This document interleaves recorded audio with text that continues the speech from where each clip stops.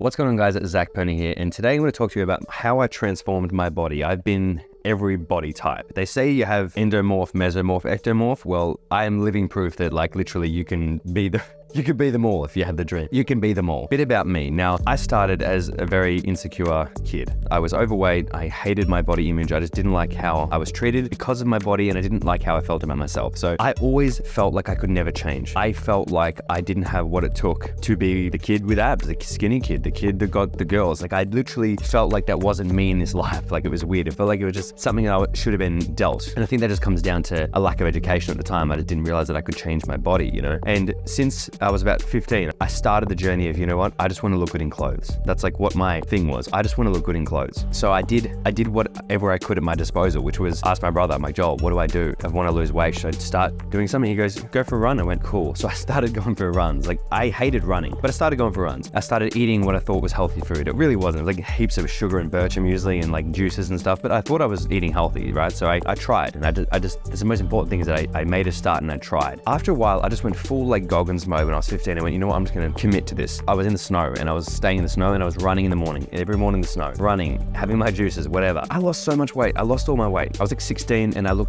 skin and bone. I was 50 kilos and I went, wow, I just did that. And then I went, what's next? And so I had this weird identity thing where I was for 16 and I all of a sudden was this skinny kid and I looked good in clothes and I was getting attention from girls and people, and I felt like I was, becoming a little bit more popular, which is sad, right? But even if that was just in my own head, it's people were noticing me more because I was fitting in. And then I went, oh, I don't really want to fit in. I kind of want to have muscles, and started going to the gym and doing home workouts. So it's kind of a good segue right now. I talk a lot about my personal experience in my new book, Good Influence. This is actually coming out in a couple of months now. So if you guys want to pre-order, that would be great. It's just in the description below. But it just reminded me because I talk a lot about, body image and where it started. But let's actually go back to that time when I went, I want to build muscle. So I already lost weight, and a lot of people struggling with weight loss, they say, I would love to lose weight, but I just don't know where to start. I don't know the optimal thing to do. I don't know what the most efficient thing to do is. And a key lesson out of what I did is that you don't need to know exactly what to do, because most people know. Most people know what they should really and shouldn't be doing. For me, that was just run and eat some fruit, And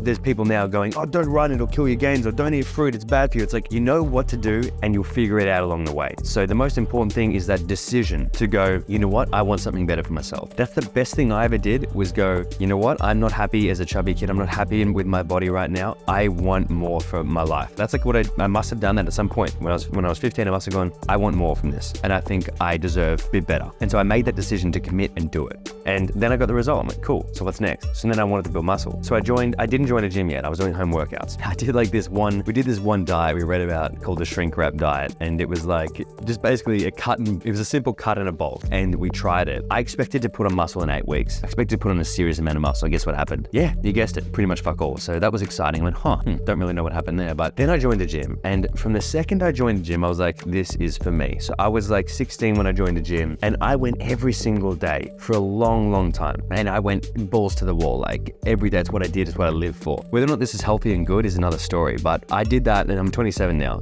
I'm 28 now.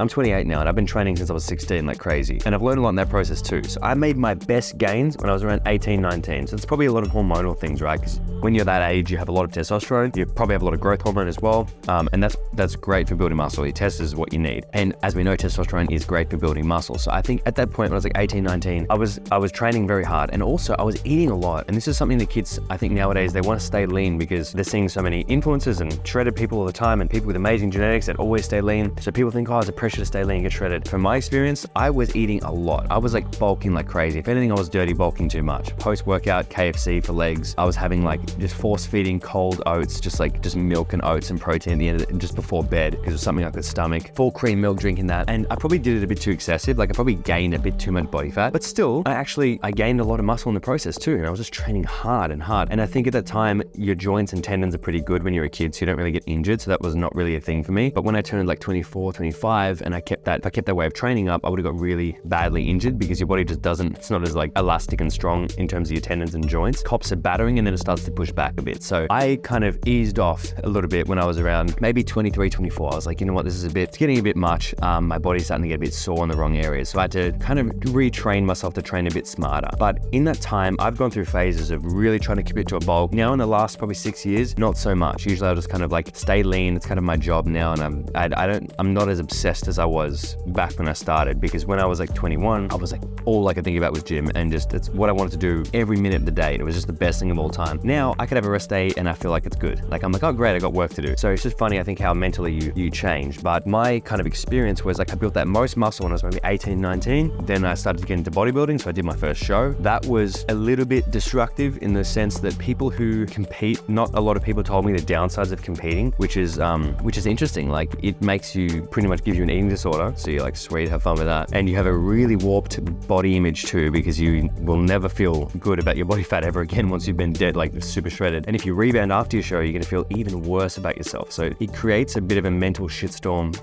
for dealing with daily life and yourself, which I don't think is very helpful. And I think a lot of people chase the glory of competing without actually asking themselves, like, why do you want this? Like, I wish somebody sat me down when I said I was going to compete and they're like, okay, what do you want it for? Do you want this for you, or do you want this for the fame that you might not even get, but you think you might? And I think the best test if you want to compete is like, if you couldn't tell anybody that you're competing and you couldn't post it on social media, would you still want to do it? And if the answer is like a dead no, it's interesting. Just know the reason why you're competing. Then know yourself. It's not because you have some higher purpose. It's just because you kind of think it will look cool, you know, which is fine. Like there's no bad reason to do what you're doing, but it's just interesting to know. And I think I wish at that point I would have kind of gone back and reassessed it a little bit, because it was something that I had to deal with for a while after that. It was a bit annoying and not really what I wanted to deal with. So would I have competed? It was a good experience. I only did once. I wouldn't change anything, but I just should have been mindful of the reasons. Now, another thing I struggled with was just body image in general. Now, this happened all the way from 21 until like 26, right? It always was a thing. In the last couple of years, I've worked a lot on myself mentally to not get attached to things such as my body so much. So I think it'd be so good learning from me in that you guys now, wherever you are in your journey, it's amazing to want to be better. Like I think it's so good to strive to be better in whatever you want to do, especially like physique wise. Like, yeah, why not get bigger shoulders? Great. But don't tie your self-worth to that end goal. Like don't be like, I'll be great when I hit, when I have big arms. Cause like, no, don't be like, oh, I'll get a girl when I have a big chest. No, just stop thinking like that, because trust me, no matter how good you get or bigger or better you get, that mindset is going to continue raising the bar. The standard just gets higher, and then you just start wanting more. It goes like that with everything, money, whatever. You need to be kind of content and happy with things as they are, with yourself and your values, and not like how good you look, because that stuff is fleeting. You look great one day, next day you look shit. So you don't want to tie your self-worth to that. I think that's like one thing that I probably could have done way better, would save me a lot of mental anguish. So it's interesting now, because I think if I look back at how I trained at the start and how I trained now, very, very different. In the beginning, it was all crazy, balls to the wall, no rest. Now I look back and go, how did I even do that? How did I have no rest? Because that means that my session must have been pretty low on the intensity if I could just have no rest, right? So now I need my rest because I earn it, because I train pretty hard for 4 to 5 times a week, and I damn well need the rest. If I don't need the rest, it means I bitched it in my session. Like, what was I doing to then not get sore at all? It doesn't make any sense, right? So for those watching this now, interesting, like ask yourself, where are you on that spectrum? Do you train hard enough every workout that you actually need your rest? Because there's no kind of glory in training every single day. It just kind of means that you're training a bit like a pussy. That's, for lack of a better word. If I could do anything different, I probably wouldn't have dieted so much. I've spent a lot of time dieting in the last 10 years just to maintain really low level of body fat in certain times for no reason. I would spend more time probably eating at maintenance, building muscle slowly, and then being in a good position to kind of tie it back, just cut back a little bit, tighten things up, and you'll feel just way better at a leaner body fat, and you can easily maintain a leaner body fat too. So that is pretty much it, guys. And then we get to where I am now, which is I train very much like focused on injury prevention and getting the most bang for buck in terms of like best form possible, because it also is like a mental game, because it's like attaching a lot of intensity to every single rep, which is fun for me. I really like that, and also prevents my injuries. So that's good. That's good for me. And I just don't train as often, maybe 4 to 5 times a week. That's optimal for me to kind of grow. At this point, I'm in the deficit now, which is so funny, because I'm like, hey, I shouldn't have dieted for so long, and I'm fucking dieting again. Great, but I've got a Bali trip coming up, so I'm trying not to be a fat fuck for that. But my approach is different, because I'm not so mega strict and antisocial and all that shit. Like, I'm much more balanced now. And I think that that's something you probably can't get straight away. I think you need a bit of experience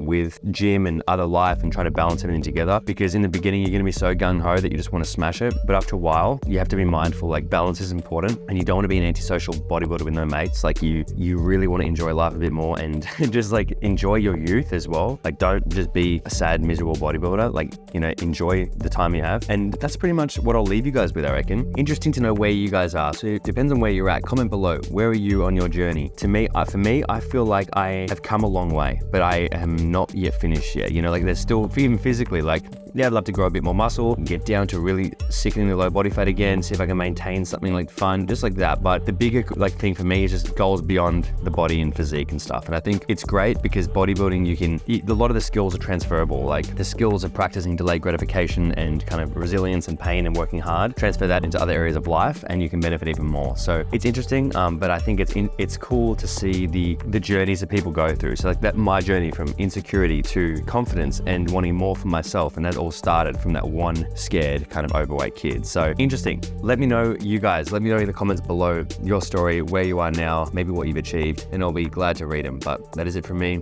Thank you guys for watching, and you guys know what to do. Stay massive.